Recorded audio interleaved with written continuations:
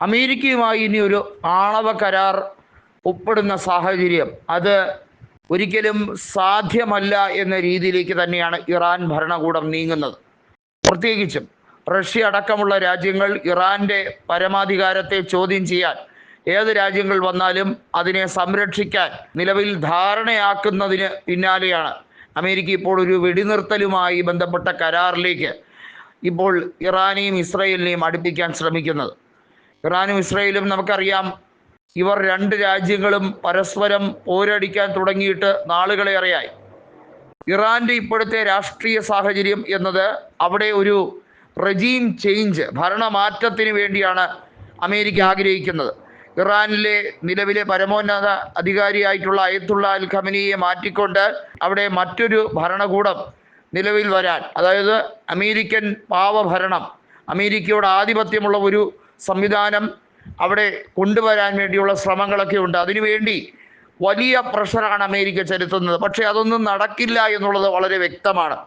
ഇപ്പോഴത്തെ സാഹചര്യം ഇറാന്റെ പരമോന്നതകാരി അത്ര പെട്ടെന്നൊന്നും മുട്ടുമടക്കില്ല എന്നുള്ളതിൻ്റെ ഉറച്ച തീരുമാനമായിരുന്നു ഇസ്രായേലിലേക്കുള്ള ഉള്ള ആക്രമണം. ഇസ്രായേലിനെ സംബന്ധിച്ചിടത്തോളം അവരുടെ അഭിമാനത്തിന് ക്ഷതമേറ്റിരിക്കുകയാണ്. അവർ എങ്ങനെയാണോ ഫലസ്തീനിൽ ശക്തമായ ആക്രമണം നടത്തിയത്, എങ്ങനെയാണോ ഗാസയിൽ നടത്തിയ ആക്രമണം, എങ്ങനെയാണ് ഹമാസിനെ ആക്രമിക്കാൻ ശ്രമിച്ചത്, ആ ഒരു രീതി അത് അവലംബിക്കാൻ ഇറാനോട് സാധിച്ചില്ല. ഇറാനെതിരെയുള്ള ആക്രമണം ഏകപക്ഷീയമായിരുന്നില്ല. ഇറാന്റെ പ്രത്യാക്രമണത്തിൽ ഇസ്രായേലിന് നാശനഷ്ടമുണ്ടായി.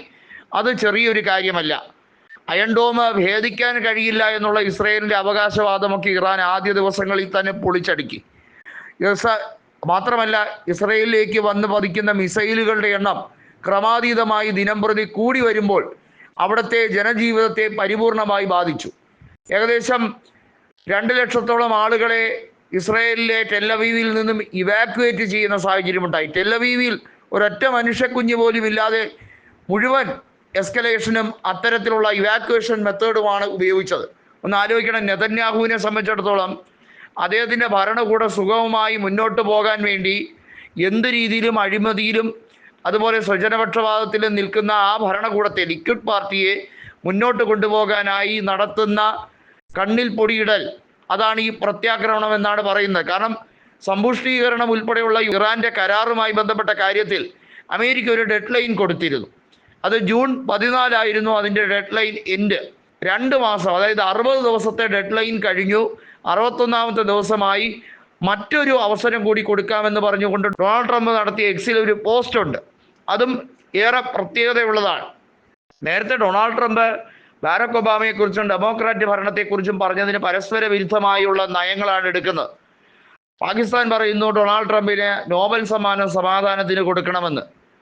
ഏതായാലും ട്രംപിൻ്റെ ഭരണകൂടം ആകപ്പാടെ പെട്ടിരിക്കുന്നു എന്ന് മനസ്സിലായതോടെയാണ് ഇറാനെതിരെയുള്ള പ്രത്യാക്രമണം നിർത്തുന്നതാണ് തൽക്കാലം നല്ലതെന്ന് നെതന്യാഹുവിന് ഉപദേശം കൊടുത്തിരിക്കുന്നത്.